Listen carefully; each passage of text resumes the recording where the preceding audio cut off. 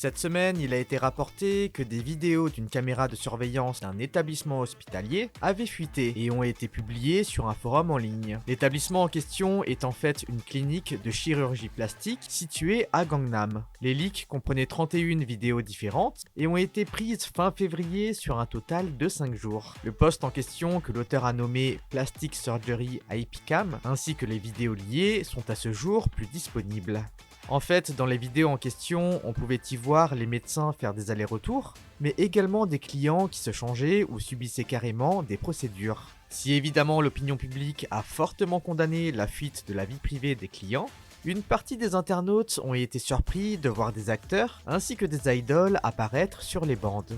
À l'heure actuelle, l'identité des personnalités apparaissant dans les vidéos n'ont pas été communiquées. Néanmoins, certains internautes affirment avoir vu par exemple Jessie qui était dénudée lors d'une consultation pour un check-up de sa poitrine. En tout cas, la situation a relancé le débat autour des actes chirurgicaux en ligne. Si bien sûr les Coréens sont un peu plus compréhensifs sur ce sujet que les étrangers, la majorité des labels affirment que leurs idoles sont naturelles, alors qu'on aurait ici la preuve que cela est un mensonge. Du coup, certains netizens sont curieux de voir les idoles en question, qui ont été filmées, afin de pouvoir savoir quel label est honnête et lesquels ne le sont pas.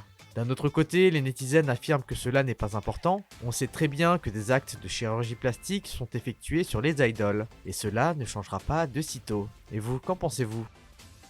De l'autre côté, cette semaine, c'est le mandat d'arrêt contre Ravi de VIX qui a été annulé, suite à sa tentative présumée de se soustraire au service militaire. Pour info, en début d'année, un groupe de courtiers a été arrêté pour corruption. En fait, les courtiers mettaient en relation leurs clients et le neurologue d'un grand hôpital de Séoul, afin de leur faire obtenir un faux diagnostic médical d'épilepsie. Les clients utilisaient ensuite ce faux diagnostic afin d'être exemptés du service militaire. Les courtiers avaient par ailleurs affirmé qu'un célèbre rappeur avait également tenté d'utiliser leur service. Les rapports affirment que ce rappeur s'est retiré d'une émission de variété en mai et s'était enrôlé en octobre, ce qui correspond au départ de Ravi de 2 Days and One Night et à son enrôlement ultérieur, ce qui l'a amené à être désigné comme l'idole en question. À l'époque des rapports, l'agence de Ravi, Groovlin, a déclaré qu'elle examinait de près la situation. Le mandat d'arrêt de Ravi a été demandé le 2 mars par l'équipe d'enquête spéciale du tribunal du district sud de Séoul pour évasion du service militaire. L'artiste a fait l'objet d'une enquête de police pour avoir prétendument échappé au service militaire par l'intermédiaire de Monsieur Gu, un courtier qui a été traduit en justice pour avoir fourni de faux diagnostics d'épilepsie à ceux qui tentaient d'échapper au service militaire. Le 6 mars, le juge en chef du tribunal de Séoul a enquêté sur Ravi pour violation présumée de la loi et a examiné la validité de son mandat d'arrêt. Après l'interrogatoire, le juge a rejeté le mandat et a déclaré « Il est difficile de déterminer qu'il y a un risque de fuite ou de destruction de preuves ». Ravi ayant reconnu les faits qui lui sont reprochés, le juge a estimé que l'arrestation n'était pas nécessaire. Ils ont expliqué, bien que ces accusations soient graves, il est courant de mener des enquêtes sur des suspects sans les placer en détention. En ce qui concerne cette affaire, le tribunal a jugé 23 personnes au total, et plus de 100 personnes feraient actuellement l'objet d'une enquête, dont certaines appartenant au monde professionnel et de l'industrie de l'entertainment. Et vous, qu'en pensez-vous ? Est-ce compréhensible que de vouloir éviter le service militaire lorsqu'on est idol ? Les amis, on vient de passer la barre des 35K cette semaine. C'est incroyable de voir à quel point on devient de plus en plus nombreux. Et on est hyper fiers de ça. Merci pour votre soutien depuis le début. Merci de vous abonner, de mettre des commentaires qui nous encouragent. Et merci de mettre autant de pastèques sous nos vidéos. C'est ce qui nous donne la motivation de continuer. En tout cas, merci pour tout et on vous embête pas plus, on passe à la suite. Le mois dernier, le subunit de Seventeen a fait un comeback fracassant avec son titre Fighting. D'ailleurs, le titre a permis à BSS d'obtenir son premier trophée musical. Cependant, au fur et à mesure des invitations sur les TV shows et les apparitions des garçons, les fans ont commencé à montrer des inquiétudes concernant le traitement de Seungkwan. Dans la dernière vidéo, publiée sur la chaîne YouTube officielle du band, les garçons étaient en compagnie du compositeur et parolier norvégien Peter Elias autour d'un dîner. Durant le repas, Seungkwan a affirmé à Peter qu'il ne mangeait pas beaucoup, ce à quoi le compositeur répondit que lui aussi ne mangeait pas assez. Mais Hoshi intervint et affirma que Seungkwan était un porc, tout en rigolant avec Dike. À un autre moment, Dike apprend à Pider à faire un cœur avec ses joues. Il lui demande ensuite de dire Perange, une combinaison de Pider et Sarange. Ensuite, Oshi et Dike disent que Sungwan devrait dire Buhe, étant donné que son nom de famille est Bu. En fait, Buhe signifie gonfler ou enfler. Et le temps que Sungwan explique la blague à Pider, les deux autres étaient en train de rigoler en répétant plusieurs fois le mot. Sungwan finit par expliquer que cela veut simplement dire « tu as l'air gros ». Et quand Dike a essayé de lui faire répéter, Pider a décliné, ne souhaitant pas traiter Sungwan de gros. Bien sûr, les internautes ont été assez déçus, voire même en colère, contre Oshi et Dike, qui se moquent du poids de Sungwan. Si certains viennent défendre les artistes en affirmant que ce sont juste des blagues, de nombreux fans condamnent les propos des deux idoles et demandent à ces derniers de s'éduquer sur ce qu'est le fat shaming. Les amis, on vous prend 10 petites secondes pour vous rappeler que vous pouvez devenir membre VIP en prenant l'abonnement payant de la chaîne. Grâce à ce dernier, vous avez accès à plein d'avantages et à un live privé dimanche avec nous. Bon allez, on passe aux actus feel good. New Jeans a encore une fois marqué un record incroyable cette semaine. Rappelez-vous, Ditto avait déjà battu le record de Perfect All Kill, qui était auparavant détenu par BTS avec Dynamite. Cette fois, le girls band bat un autre record détenu par les garçons. Ce 5 mars, New Jeans a officiellement battu Dynamite en termes de nombre de jours en tête du Melon Chart. Dynamite avait passé 75 jours en tête des charts, mais maintenant c'est New Jeans qui détient ce fameux record. Félicitations aux filles. L'autre idol à féliciter cette semaine est Félix. L'ONG internationale Save the Children a annoncé que le membre de Stray Kids avait été officiellement nommé membre de l'Honor Club. En fait, Félix a fait plusieurs dons consécutifs à l'association sur les années passées, à hauteur de 30 millions de won, soit 22 000 euros. C'est ce seuil qui a déclenché son intégration au cercle des plus grands donateurs. Félix a affirmé « Je pense que tous les enfants méritent le droit d'avoir des opportunités. Comme les Stay m'ont donné la force, je voulais aussi donner un peu d'amour et d'espoir aux enfants dans le besoin. Les fans se disent vraiment fiers de la bonne action entreprise par l'idol. » Et finalement, cette semaine, nous avons également assisté à l'annonce fracassante des débuts de Jisoo en solo. Et le titre, qui n'est même pas encore sorti, a déjà établi un nouveau record. Keaton For You vient d'annoncer que le solo de Jisoo a dépassé les 100 000 précommandes en 9 heures seulement. C'est la première fois qu'un artiste solo dépasse les 100 000 précommandes en moins de 24 heures. Le chiffre final des précommandes sur la première journée s'élève à 159 846 exemplaires et bat le propre record détenu par Blackpink avec 142 000 précommandes pour Born Pink. Les Suya sont bien évidemment hyper fiers et impatients de voir le solo de Jisoo. N'oubliez pas que vous pouvez nous suivre sur nos réseaux Instagram, Twitch et TikTok pour ne rien rater.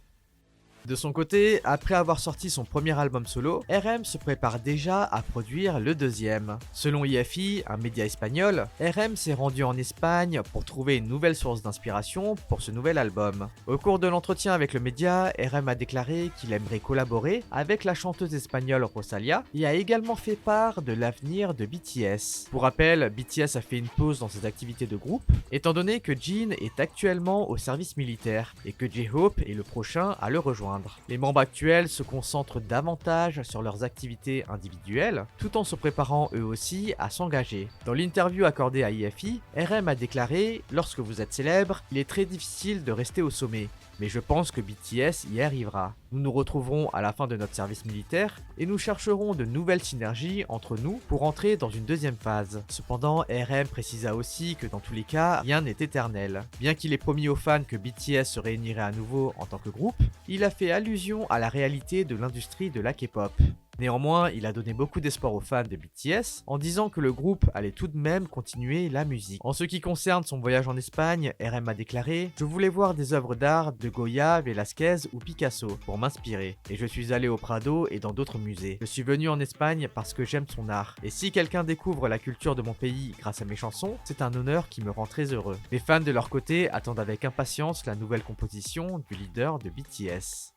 Un sujet qui est particulièrement sensible, lui, est celui de Chris Wu. Rappelez-vous, l'ex-membre d'EXO a été mis en détention le 31 juillet 2021 pour viol sur de nombreuses femmes. C'était à l'époque une certaine Do Meije qui avait apporté des éléments de preuve incriminant l'idol. Cependant, il semble que la situation ait évolué et la culpabilité de l'artiste semble être remise en cause. Pour rappel, après l'emprisonnement de Chris Wu, un audio d'un stream tenu par Lee Hen et Liu Meili a leaké. Les deux amis de Do Meiju qui l'avaient aidé à exposer l'idol expliquaient comment cette dernière avait menti à propos de Chris Wu. Elle avait également affirmé que Do Meiju a réussi à décrocher un contrat de 3 millions de dollars grâce à cette affaire qui lui a procuré une grande visibilité. Si depuis l'affaire s'est tassée, il a été rapporté que Lee Hen avait décidé de témoigner contre Meiju et faire la vérité sur l'affaire. Elle explique que son choix a été fait pour avoir la conscience tranquille, mais également pour construire une meilleure société plus juste. Pour certains internautes, l'artiste a été injustement mis en prison, et ce témoignage risque de bouleverser la version officielle qu'on avait jusque-là.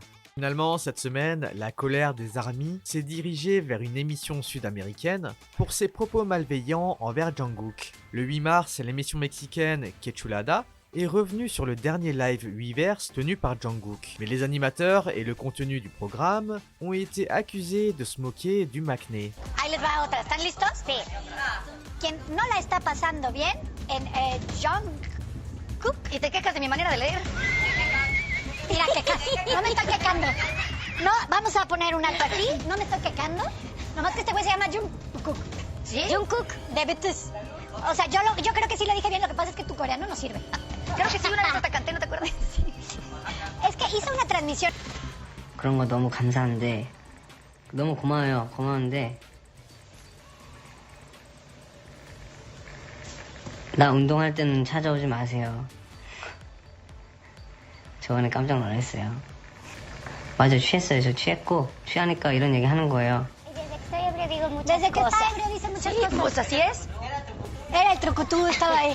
A veces está aquí, a veces está ahí las veces. Pero siempre ebrio. En fait, globalement, les animateurs se moquaient du fait que Jungkook était ivre durant le live, ou encore qu'il se serait endormi et aurait ronflé. En plus de cela, l'émission a eu des propos déplacés concernant la réaction de Jungkook sur les sasaeng. En fait, Jungkook lors du live avait clairement indiqué qu'il remerciait les fans de soutenir BTS. Mais il a également demandé aux fans de ne pas chercher à le suivre lorsqu'il n'avait pas d'événement officiel, et que cela relevait de sa vie privée. Il a également souligné qu'il était mal à l'aise et inquiet lorsqu'il a aperçu des fans qui l'attendaient à l'extérieur de sa salle de sport. Les fans appréciaient le fait que Jungkook ait résolu le problème directement et qu'il ait été poli. Cependant, les animateurs de Quechulada ont banalisé ce problème.